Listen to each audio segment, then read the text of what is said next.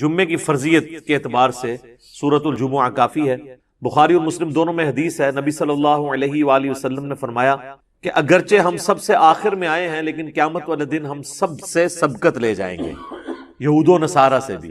پھر نبی علیہ السلام نے اس کی ریزن بتائی کہ اللہ تعالیٰ نے جمعے کا دن یہودیوں پر پیش کیا، انہوں نے اس کی قدر نہیں کی، انہوں نے ہفتے کا دن اپنے لیے چوز کر لیا۔ پھر نصارہ پہ پیش کیا، انہوں نے اس کی قدر نہیں کی اور اتوار کا دن انہوں نے چوز کر لیا۔ پھر اللہ نے ہماری رہنمائی کر دی جمعے کے دن کے لیے۔ اچھا، نبی علیہ السلام نے اس کو اللہ کی طرف منسوخ کی کہ اللہ نے ہمارے لیے رہنمائی مقرر کر دی کہ ہم جمعے کی طرف متوجہ ہوئے۔ اور پھر نبی صلی اللہ علیہ وآلہ وسلم نے فرمایا کہ قیامت والے دن، یعنی اس جمعے کے دن کے تحفے کو ایکسپٹ کرنے کی وجہ سے قیامت والے دن ہم سبقت لے جائیں گے، سب سے پہلے جنت میں جانے والے نبی صلی اللہ علیہ وآلہ وسلم کے انشاءاللہ تعالی۔ اللہم اجعلنا منہم، آمین۔ صحیح مسلم میں ایک حدیث ہے کہ نبی صلی اللہ علیہ وآلہ وسلم نے فرمایا کہ جمعے کا دن باقی تمام دنوں کا سردار ہے۔ اسی دن آدم علیہ السلام پیدا ہوئے، اسی دن وہ جنت میں داخل کیے گئے، اسی دن جنت سے نکالے گئے اور اسی دن قیامت قائم ہوگی۔ ایک اور حدیث ہے بخاری اور مسلم دونوں میں، نبی صلی اللہ علیہ وآلہ وسلم نے فرمایا کہ جمعے کے دن ایک گھڑی، ایک لمحہ ایسا آتا ہے کہ اس گھڑی میں جو اللہ سے خیر مانگی جائے نا، اللہ تعالیٰ وہ خیر عطا فرماتا۔ اچھا، اس میں اب مختلف اقوال ہیں، بہرحال صحیح مسلم میں ایک حدیث ہے کہ نبی علیہ السلام نے فرمایا کہ یہ جو قبولیت کی گھڑی ہے نا، یہ خطیب کے منبر پر بیٹھنے سے لے کر نماز جمعہ کے ختم ہونے تک ہے، اس دوران یہ ایکٹیویٹی ہے، یعنی ایک گھڑی ایسی آتی ہے جو قبولیت کا وقت۔ ویسے پبلک میں مشہور ہے کہ وہ دو خطبوں کے درمیان وہ بھی ہو سکتا ہے، اس کے علاوہ بھی نماز کا بھی وقت ہو سکتا ہے جس میں آپ اللہ کی طرف رجوع لاتے ہیں۔ جمعے میں جمعے کی نماز اور اس کی تقریر کے علاوہ دو اعمال ایسے ہیں جو اسپیسیفکلی اہمیت کے حامل ہیں۔ المستدرک للحاکم میں صحیح سند سے یہ حدیث ہے، مشکات کے اندر بھی موجود ہے، کہ جو شخص سورۃ الکہف کی تلاوت کر لے جمعے کے دن تو اگلے جمعے تک اس کے لیے ایک نور اللہ کی طرف سے مقرر ہو۔ اور ابو داؤد میں ایک حدیث ہے، مشکات میں بھی ہے، سنن نسائی میں بھی، امت کو کہانی کرا دی گئی ہے کہ جس نے ایک دفعہ بھی کلمہ پڑھ لیا ہے اب جنت اس کی گارنٹیڈ ہے، جو مرضی کرتا رہے۔ اور یہ بھی چیزیں آؤٹ آف کانٹیکسٹ پیش کی گئی ہیں، یہ اس طریقے سے نہیں تھا۔ صحیح بخاری کی حدیث ہے، نبی صلی اللہ علیہ وآلہ وسلم نے فرمایا میری پوری امت جنت میں جائے گی سوائے اس کے کہ جس نے جنت میں جانے سے انکار کر دیا۔ تو پوچھا گیا کہ من ابا یا رسول اللہ، کس نے انکار کیا؟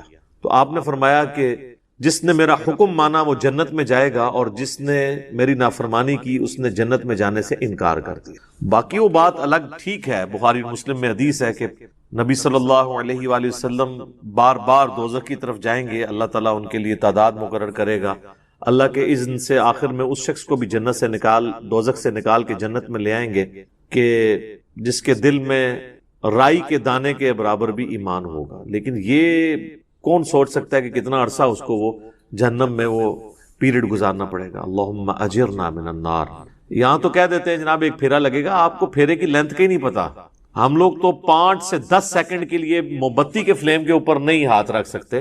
دنیا کی آگ، اور بخاری اور مسلم دونوں میں حدیث ہے کہ آخرت کی آگ جو ہے وہ دنیا کی آگ سے 70 گنا تیز ہے۔ تو یہ بات کر دینا بڑا آسان۔ اچھا، آپ اس کو دنیا میں اگر کسی کو پریکٹیکلی امیجن کروائیں نا تو وہ کانپ اٹھے گا۔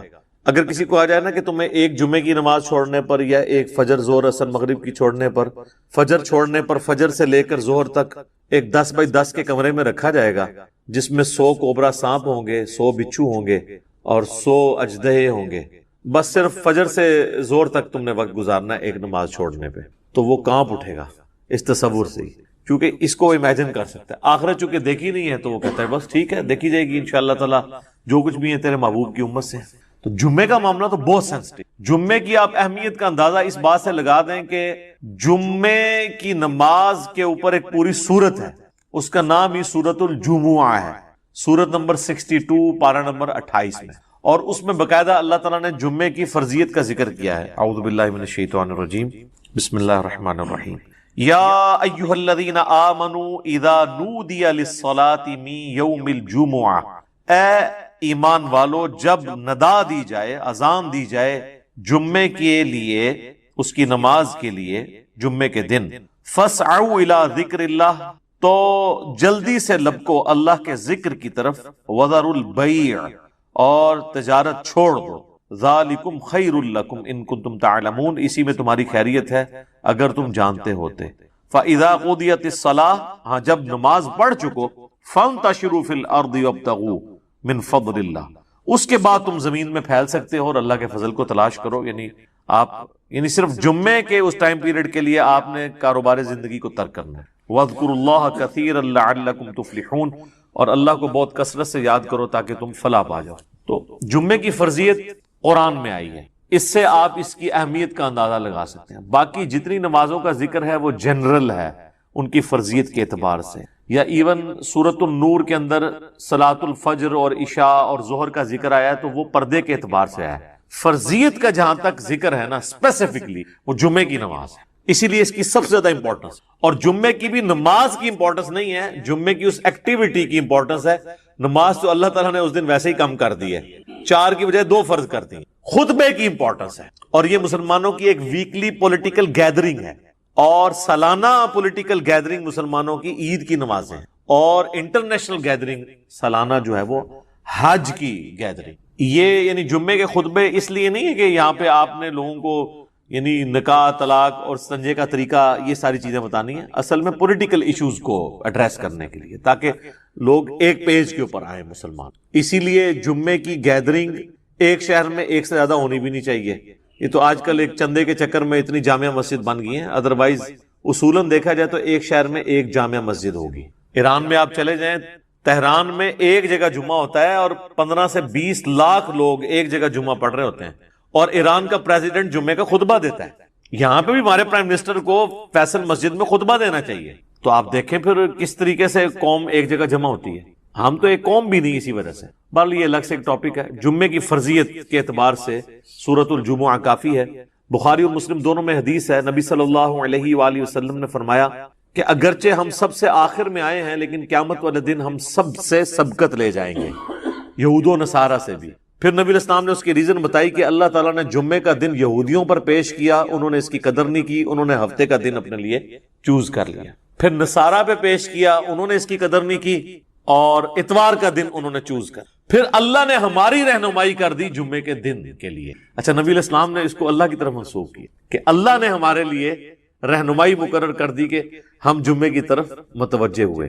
اور پھر نبی صلی اللہ علیہ وآلہ وسلم فرمایا کہ قیامت والے دن یعنی اس جمعے کے دن کے تحفے کو ایکسپٹ کرنے کی وجہ سے قیامت والے دن ہم سبقت لے جائیں گے، یعنی سب سے پہلے جنت میں جانے والے نبی صلی اللہ علیہ وآلہ وسلم کے امتی ہوں گے انشاءاللہ تعالی. اللہم اجعلنا منہم آمین. صحیح مسلم میں ایک حدیث ہے کہ نبی صلی اللہ علیہ وآلہ وسلم نے فرمایا کہ جمعے کا دن باقی تمام دنوں کا سردار ہے. اسی دن آدم علیہ السلام پیدا ہوئے، اسی دن وہ جنت میں داخل کیے گئے، اسی دن جنت سے نکالے گئے، اور اسی دن قیامت قائم ہوگی. ایک اور حدیث ہے بخاری اور مسلم دونوں میں، نبی صلی اللہ علیہ وآلہ وسلم نے فرمایا کہ جمعے کے دن ایک گھڑی، ایک لمحہ ایسا آتا ہے کہ اس گھڑی میں جو اللہ سے خیر مانگی جائے نا، اللہ تعالیٰ وہ خیر عطا فرما دے. اچھا، اس میں اب مختلف اقوال ہیں. بہرحال صحیح مسلم میں ایک حدیث ہے کہ نبی علیہ السلام نے فرمایا کہ یہ جو قبولیت کی گھڑی ہے نا، یہ خطیب کے منبر پر بیٹھنے سے لے کر نماز جمعہ کے ختم ہونے تک اس دوران یہ ایکٹیویٹی ہے. یعنی ایک گھڑی ایسی آتی ہے جو قبولیت کا وقت. ویسے پبلک میں مشہور ہے کہ وہ 2 خطبوں کے درمیان وہ بھی ہو سکتا ہے، اس کے علاوہ بھی نماز کا بھی وقت ہو سکتا ہے جس میں آپ اللہ کی طرف رجوع لاتے ہیں. اس لیے آپ دیکھیں کہ بخاری اور مسلم دونوں میں حدیث ہے، نبی صلی اللہ علیہ وآلہ وسلم نے فرمایا جو جمعے والے دن سب سے پہلی گھڑی میں آتا ہے اسے اونٹ نحر کرنے کا ثواب دیا جاتا ہے، جو اس کے بعد آتا ہے اسے ایک گائے ذبح کرنے کا ثواب، جو اس کے بعد آتا ہے اسے ایک بھیڑ یا بکری ذبح کرنے کا ثواب، جو اس کے بعد آتا ہے اسے ایک مرغی ذبح کرنے کا ثواب، اور جو بالکل اینڈ پہ آتا ہے اسے انڈا صدقہ کرنے کا ثواب. اور پھر اس کے بعد الفاظ ہے کہ اس کے بعد فرشتے رجسٹر بند کر دیتے ہیں جب خطیب ممبر پہ چڑھ جاتا ہے. یعنی یہ ساری گھڑیاں خطیب کے ممبر پہ چڑھنے سے پہلے ہیں. اور پھر فرشتے جو ہیں وہ بھی الذکر سننا شروع کر دیتے ہیں.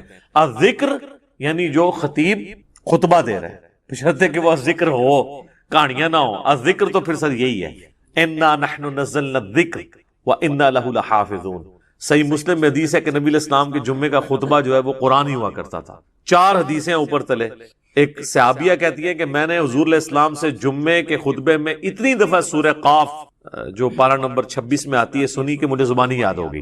اب ہر جمعے میں وہ ظاہر تذکیر والی صورت ہے تو وہ الذکر سننا شروع کر دیتا. اور پھر اس کے بعد جو آتا ہے نا، پھر اسے نارمل صرف نماز کا ثواب ملتا ہے. جو ایکسٹرا آرڈنری ثواب ہے نا جمعے کا، وہ ختم ہو جاتا ہے۔ اچھا، اسی حدیث میں الفاظ ہیں کہ جو پہلی گھڑی میں آئے اس کے لیے ثواب، پھر اس میں نبی علیہ السلام نے یہ بھی فرمایا کہ پھر جتنا مقدر ہو تم نماز ادا کرو، یعنی جمعے سے پہلے آپ 2 4 6 8 10 جتنی مرضی نفلی رکعتیں پڑھ سکتے۔ اچھا، اس میں ایک حدیث ضعیف بھی پیش کی جاتی ہے ابو داؤد کی کہ جمعے والے دن مکروہ وقت کوئی نہیں ہوتا، وہ روایتی کمزور ہے، اس کا تو آپ نے بہرحال خیال رکھنا ہوگا۔ وہ جو 5-7 منٹ ہوتے ہیں جب سورج اپنے ٹریک میں بالکل سینٹر میں ہوتا ہے، جسے آپ زوال کہتے ہیں، وہ زوال نہیں ہوتا، وہ ضحبہ کبریٰ ہوتا ہے۔ زوال آفتاب تو کہتے ہیں آپ ظہر کے وقت شروع ہونے کو، سورج گرنا شروع ہو جائے مغرب کی طرف، سینٹر سے ذرا سا ہٹے گا تو مکروہ وقت ختم ہو جائے گا۔ ایگزیکٹ سینٹر میں آپ سمجھ لیں وہ جو 5-7 منٹ ہیں وہ مکروہ وقت ہے، اس سے پہلے بھی آپ نفلی نماز پڑھ سکتے ہیں، اس کے بعد بھی ایگزیکٹ اس وقت نہیں پڑھ سکتے، تو جتنی مقدر ہو پڑھو۔ البتہ بخاری اور مسلم میں حدیث ہے کہ جب خطیب جو ہے وہ خطبہ دے رہا ہو نا تو پھر آپ نے 2 رکعتیں پڑھنی، اور اس وقت تک نہیں بیٹھنا جب تک وہ 2 رکعتیں نہ پڑھنے۔ یہ جمعے کے دن کا پروٹوکول ہے، عام نمازوں کے لیے نہیں، اور 2 سے زیادہ پھر نہیں پڑھنی جب خطبہ شروع ہو جائے، کیونکہ اصل مقصد تو خطبہ سننا ہے، اور اگر خطبہ شروع نہیں ہوا تو صحابہ کا جو معمول ہے وہ کم از کم 4 رکعتیں تھی جمعے سے پہلے، کم از کم 2 تو پڑھنی ہے، اور بعد میں صحیح مسلم میں آتا ہے کہ جس نے جمعے کے بعد نماز پڑھنی ہے وہ 4 رکعتیں پڑھے، 2 کر کے بھی پڑھ سکتے ہیں اور اکٹھی 4 بھی پڑھ سکتے ہیں، دونوں طریقے سے ثابت ہے۔ تو یہ جمعے کی رکعتیں میں نے بتا دی، یعنی ٹوٹل کتنی ہوئی؟ 8، 2 سنتیں پہلے، 2 فرض اور 4 سنتیں بعد میں، اور اگر آپ نے پہلے 4 سنتیں پڑھنی ہیں تو پھر 10 ہوگی۔ تو نبی صلی اللہ علیہ وآلہ وسلم نے یعنی یہ ترغیب دلائی ہے کہ جمعے والے دن خطیب کے ممبر پہ چڑھنے سے پہلے پہنچ جائیں۔ اب حنفیوں کی چونکہ تقریر انہوں نے لادہ کر لی ہوئی ہے، تو حنفیوں کے لیے یہ نہیں ہوگا کہ عربی خطبہ سننا ہوگا، وہ بھی جب ممبر پہ خطیب چڑھتا ہے نا اردو خطبے کے لیے، تو اس کے بعد رجسٹر ان کے بند ہو جائیں گے۔ اب چونکہ انہوں نے اپنے پبلک کو پڑھایا ہوا ہے کہ یہ تقریر جو ہے یہ لادہ سے ہے، اصل عربی کے خطبے ہوتے ہیں، پھر لوگ کہتے ہیں پھر اصل ہی آگے سنیں گے جو ہمیں بھی سمجھ نہ آئے، اور معذرت کے ساتھ جو پڑھ رہے ہوتے ہیں ان کو بھی نہیں سمجھ ہوتی کہ وہ پڑھ رہے کیا ہیں۔ حقیقت بات ہے، کئی جو ائمہ ہے آپ ان سے کہنا یہ جو تم نے عربی خطبہ پڑھا اس کا ترجمہ بتاؤ کیا ہے، تو جب پڑھنے والے کو بھی نہیں پتا تو سننے والے کو کیا پتا ہوگا۔ اس لحاظ سے اہل حدیث نے یہ ٹھیک کیا ہے کہ انہوں نے خطبے تو 2 ہی رکھے، اور اللہ کی حمد اور درود کو عربی میں رکھا، باقی انہوں نے جو واعظ اور تقریر جو مقصد تھا تذکیر کرنا اسے اپنی نیٹو لینگویج میں کر دیا، اردو کے اندر، انگلش کے اندر، یہی طریقہ ٹھیک۔ تو حنفیوں نے وہ تقریر ایک تیسرا خطبہ ایڈ کر دیا، اور وہ بھی پھر بیٹھ کے شروع ہو گیا، حالانکہ خطبہ تو کھڑے ہو کے ہوتا ہے جمعے کا، بیٹھ کے تو آپ دے نہیں سکتے، اور اس میں آپ نے سہارا لے کے کھڑا ہونا ہے، وہ کھڑا سہارا ہو کے اس لیے ہوتا ہے کہ تقریر تھوڑی لمبی ہو تو آپ مطلب سہارا لے سکیں، انہوں نے بیٹھ کے خطبہ شروع کر دیا، تو یہ بھی ایک خلاف سنت چیز ہے۔ بہرحال جمعے کی نماز کی امپورٹنس اس حوالے سے آپ نے ذہن میں رکھنی ہے۔ باقی جمعے میں جمعے کی نماز اور اس کی تقریر کے علاوہ 2 اعمال ایسے ہیں جو اسپیسیفکلی اہمیت کے حامل ہیں۔ المستدرک الحاکم میں صحیح سند سے یہ حدیث ہے، مشکات کے اندر بھی موجود ہے، کہ جو شخص سورۃ الکہف کی تلاوت کر لے جمعے کے دن تو اگلے جمعے تک اس کے لیے ایک نور اللہ کی طرف سے مقرر ہو جائے گا۔ اور ابو داؤد میں ایک حدیث ہے، مشکات میں بھی ہے، سنن نسائی میں بھی، ابن ماجہ میں بھی، کہ نبی صلی اللہ علیہ وآلہ وسلم نے فرمایا کہ جمعے کا دن جو ہے یہ یوم مشہود ہے، یعنی اللہ کے حضور اعمال پیش ہونے کے اعتبار سے، اور اس دن آدم علیہ السلام پیدا ہوئے اور یہ تمام دنوں کا سردار ہے، تم اس دن مجھ پر کثرت سے درود پڑھو، تمہارا درود مجھ پر پیش کیا جائے گا۔ تو صحابہ نے عرض کیا اللہ کے محبوب علیہ السلام جب آپ فوت ہو جائیں گے اور آپ کی ہڈیاں مٹی میں مل جائیں گی، یہ الفاظ ہیں حدیث، کیونکہ اس وقت 295 اس طرح اپلائی نہیں ہوتی تھی سوال پوچھنے، تو تب بھی آپ پہ درود پیش ہوگا، تو آپ نے فرمایا ہاں ان اللہ حرم علی الارض ان تأکل اجساد الانبیاء، بے شک اللہ تعالیٰ نے حرام کر دیا ہے مٹی کے لیے کہ وہ نبیوں کے جسموں کو کھائے، تو درود مجھ پر اس وقت بھی پیش ہوگا۔ تو جمعے کا دن اسپیسیفکلی درود شریف کا دن بھی، اللہم صلی علی محمد وعلی آل محمد۔ اب آ جائیں وہ جمعے کے تاریخ کے اعتبار سے، صحیح مسلم میں ایک حدیث ہے، نبی علیہ السلام نے فرمایا کہ لوگوں جمعہ چھوڑنے سے بعد آ جاؤ، ورنہ ایسا نہ ہو کہ اللہ تعالیٰ تمہارے دلوں پر مہر لگا دے، اور یہ مہر وہ ہے صم بکم عمی فہم لا یرجعون، ختم اللہ علی قلوبہم وعلی سمعہم وعلی ابصارہم والعیاذ باللہ تعالی۔ اور جامع ترمذی میں حدیث ہے جس نے مسلسل 3 جمعے چھوڑ دیے اللہ تعالیٰ اس کے دل پر مہر لگا دے گا۔ اچھا، اسی وجہ سے یہ پبلک مشہور ہے کہ 3 کٹھے نہیں چھوٹنے چاہیے۔ اندازہ کریں آپ، ان کو پتہ ہی نہیں ہے کہ یار مطلب صرف جمعہ ہی ہے مسلمان کے لیے، 3 نہیں چھوٹنے چاہیے۔ وہ کہتے ہیں نہیں، مسلم شریف میں حدیث ہے نا کہ ایک جمعے سے لے کر دوسرا جمعہ درمیان کے گناہوں کا کفارہ ہے، یعنی جو کام چک کے رکھو جمعہ پڑھ لو کام ختم۔ تو یہ پوری حدیث اس طرح نہیں ہے میرے بھائی، پوری حدیث اس طرح ہے اگر کبیرہ گناہوں سے بچا جائے تو ایک جمعے سے دوسرا جمعہ، اس تو بھی آسان کام، ایک رمضان سے دوسرا رمضان. شکر ہے تسی اے نہیں لے آیا جمعہ دے ہفتے بعد پھر اللہ کی بارگاہ.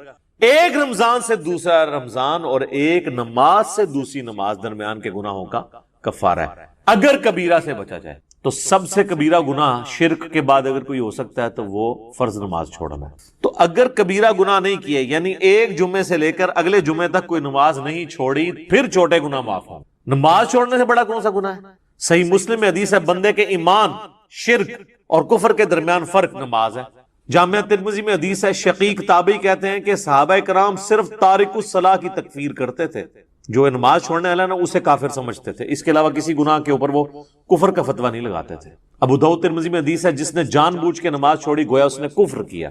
یہ تو بڑا سینسٹیو معاملہ ہے. کفر اور شرک کے درمیان فرق جب نماز ہے، اور اس سے بھی بڑھ کر سورۃ الروم کی وہ جو آیت ہے، منیبین الیہ، رجوع لاؤ اللہ کی طرف، وَأَقِيمُوا الصَّلَاةَ وَلَا تَكُونُوا مِنَ الْمُشْرِكِينَ، اور نماز کو قائم رکھنا، دیکھنا مشرکوں میں سے نہ ہو جانا.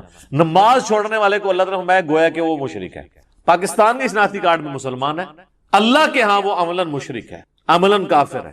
ہاں ٹھیک ہے، ہم عقیدے میں فتویٰ نہیں لگاتے، باقی اس کا اور اللہ کا معاملہ ہے. پھر سنن ابن ماجہ میں حدیث ہے، ابو درداء اصحاب صوفہ میں سے ہیں، وہ کہتے ہیں کہ نبی علیہ السلام نے، بڑے پیارے الفاظ ہیں، میرے خلیل نے مجھے 3 وصیتیں کی تھی. نمبر 1، اللہ کے ساتھ شرک نہ کرنا، خواہ تمہارے ٹکڑے ٹکڑے کر دیے جائیں یا تمہیں آگ میں جلا دیا. نمبر 2، کبھی نماز، فرض نماز نہ چھوڑنا، ورنہ اللہ کے ہاں تمہارا ذمہ اٹھ جائے گا، یعنی اللہ کو پھر کوئی پرواہ نہیں. اور نمبر 3، شراب نہ پینا، تمام گناہوں کی چابی شراب ہے. یہ 3 وصیتیں ابو درداء کہتے ہیں کہ نبی علیہ السلام نے مجھے کی تھی. پھر مسند امام احمد میں وہ حدیث ہے کہ نبی صلی اللہ علیہ وآلہ وسلم نے فرمایا کہ جو شخص نماز پڑھنے والا ہے، قیامت والے دن اس کی نماز اس کے لیے دلیل ہوگی، نور ہوگی اور نجات کا ذریعہ ہوگی. اور جو نماز چھوڑنے والا ہے اس کے لیے نہ کوئی نور ہوگا، نہ نجات کا کوئی سبب ہوگا، نہ اللہ کے حضور کوئی حجت ہوگی پیش کرنے کے لیے. اور اس کا حشر فرعون، قارون اور حامان کے ساتھ ہوگا، والعیاذ باللہ تعالی. اور ایک اور حدیث ہے سنن ابی داؤد میں کہ قیامت والے دن سب سے پہلے نماز کے بارے میں سوال کیا، اور پھر فرمایا کہ جس کی نماز درست نکل آئی اس کے باقی معاملات آسان ہو جائیں گے، اور جس کی نماز ہی غلط نکلی اس کے بعد کے معاملات اس سے زیادہ مشکل. پھر اسی حدیث میں الفاظ ہیں کہ اگر کسی کے فرائض میں کوئی کوتاہی رہ گئی تو اللہ تعالیٰ فرشتوں سے کہے گا کہ میرے بندوں، اس بندے کی کوئی نفلی عبادت دیکھو، جو ہم سنت پڑھتے ہیں، یعنی 12 سنتیں موقع نفلی عبادت ہے، تو فرائض کی کمی اس سے پوری کر لی، لیکن فرض کے اوپر کوئی کمپرومائز نہیں. لہٰذا یہ جمعے کے معاملے کو اتنا ہلکا جاننا اور کہنا جی بس ٹھیک ہے دیکھی جائے گی، کوئی فرق نہیں پڑتا.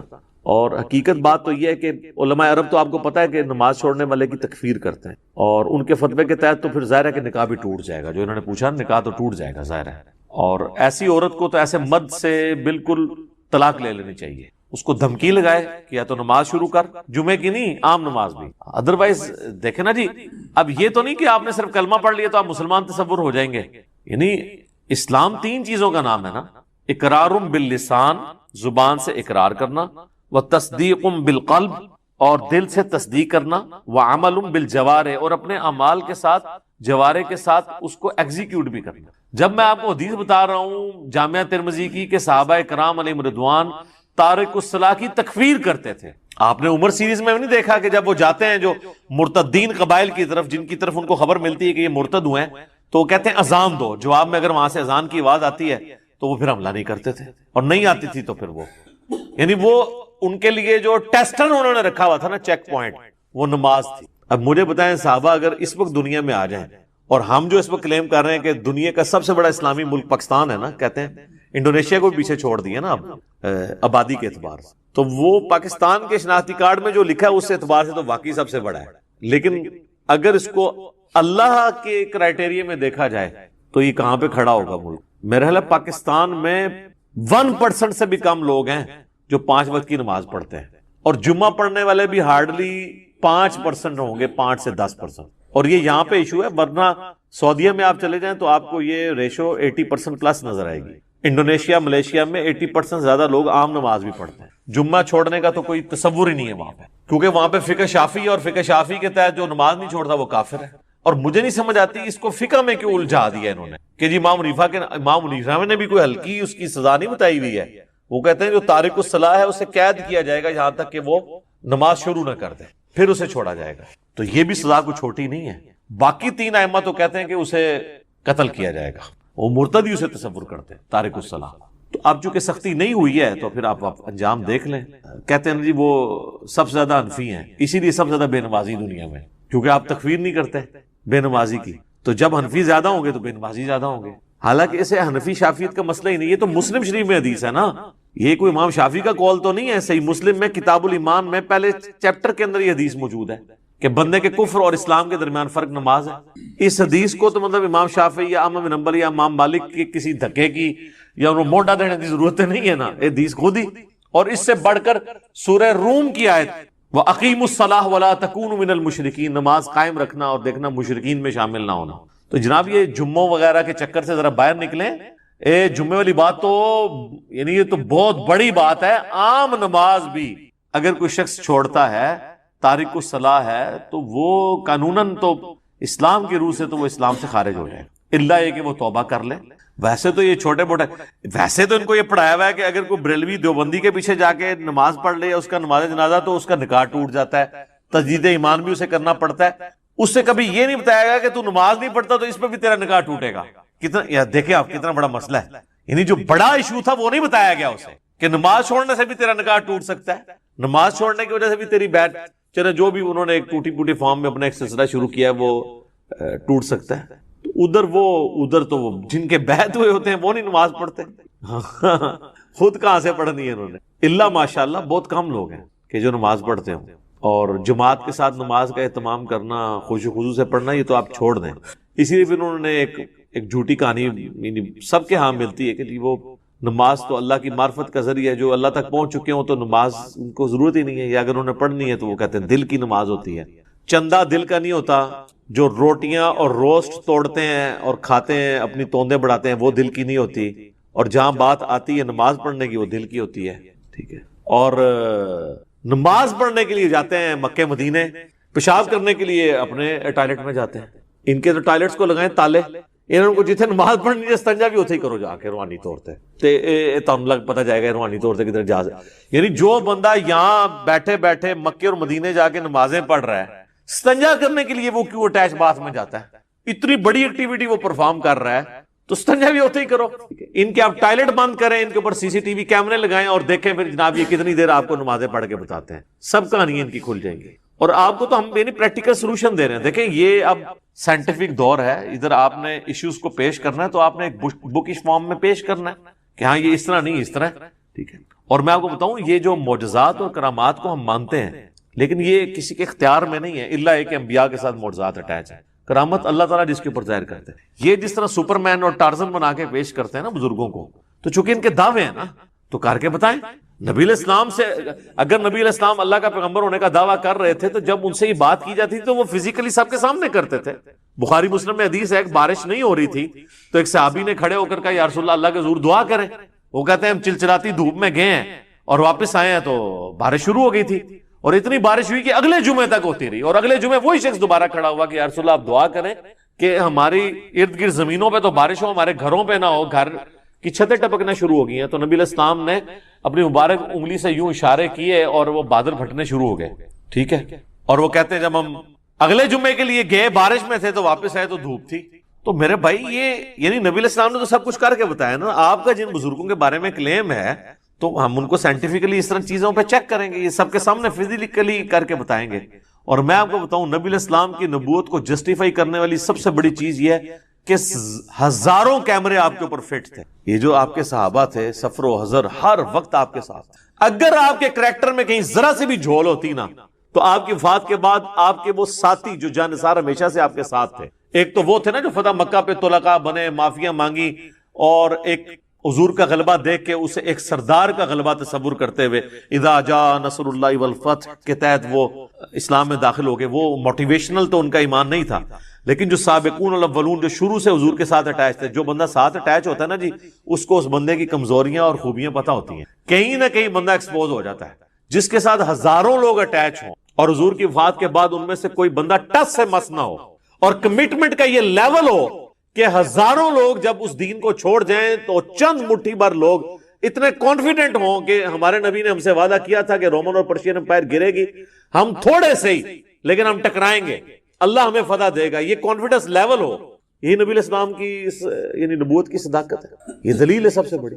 تو نبی علیہ السلام پہ ہزاروں کیمرے فٹ تھے، کہیں آپ کے کریکٹر میں کوئی جھول ہوتی، آپ کی بیویوں کے ذریعے باہر نکل سکتی تھی بات، آپ کے دوستوں کے ذریعے باہر نکل سکتی، اور آپ جن بزرگوں کو مانتے ہیں ان کی کیا کیا باتیں باہر نکلتی ہیں، پرانوں کی نکلتی تھی وہ میں نے نکال دی ہیں، اور نیوں کی تو اس لیے نکل رہی ہیں کہ پرانے زمانے میں بھی اگر ان کو اسی طریقے سے پرانوں کو بھی چیک کیا جاتا کریٹیکلی کیمروں کے ذریعے یا باقی معاملات کے ذریعے، تو آپ دیکھ لیتے کہ ان کے بھی ماشاءاللہ الا ماشاءاللہ اچھے لوگ بھی ہوں گے، میں نے یہ نہیں کہتا کہ برے لوگ ہی ہیں سارے، لیکن یہ ہے کہ یہ بڑی مشکل سے حسن ظن قائم رہتا ہے کہ آپ اتنے یعنی عجیب و غریب قسم کے دعوے کرتے ہیں۔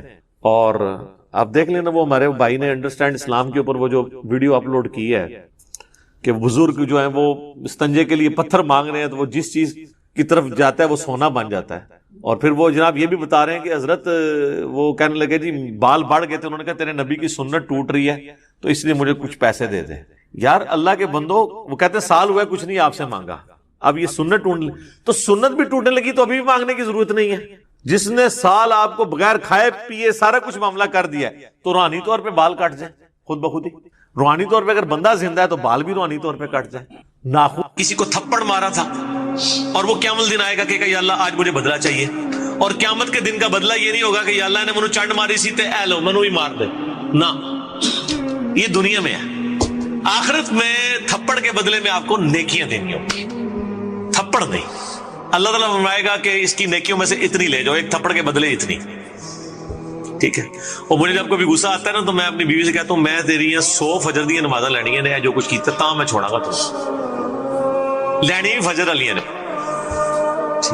پاریاں ہوندیاں نے نا، ٹھیک ہے، خالی بزرگ نہیں پارے ہوندے، نیکیاں بھی پاریاں ہوندیاں نے۔ تو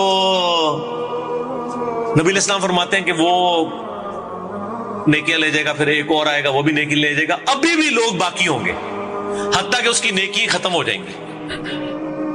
اللہ تعالیٰ فرمائے گا اب اس طرح کرتے ہیں کہ ریورس ایکویشن شروع کر دیتے ہیں، کیمیکل ریئیکشن ریورس ہو جاتا ہے۔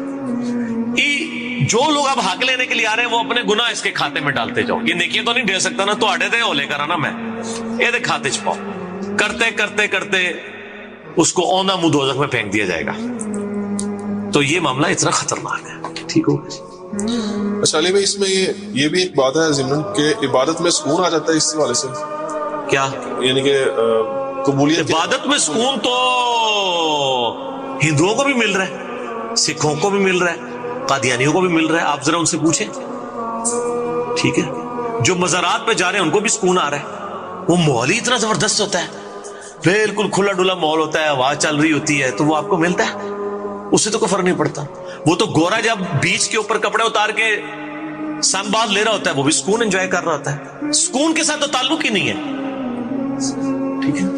ہاں علمی سکون کہ آپ کا ذہن سیٹسفائی ہو کہ میں جو کچھ کر رہا ہوں یہ ٹھیک ہے، یہ گورے کو نہیں ملے گا، یہ قبر کے پجاری کو بھی نہیں ملے گا، یہ صرف اس کو ملے گا جس کے پاس دلائل ہوں گے کہ میں کتاب و سنت کے اوپر چل رہا ہوں کہ نہیں۔ اسی لیے میں کہتا ہوں کہ اپنی اپروچ کو آپ علمی اپروچ رکھیں، جذباتی نہ رکھیں۔ اور وہ غامدی صاحب کا جملہ مجھے بڑا پسند ہے کہ انہوں نے کہا کہ عبادت کرو تو صرف اللہ کی، اور عقیدت رکھو تو صرف محمد رسول اللہ سے۔ اور آیت ہے سورۃ النجم میں، یہ زبردست ہے، اللہ تعالیٰ فرماتا ہے نیک لوگوں کے بارے میں الذین یجتنبون کبائر الاثم، وہ لوگ جو بڑے بڑے گناہوں سے بچتے ہیں، والفواحش اور بے حیائی کے کاموں سے، الا اللمم، ہاں اگر کبھی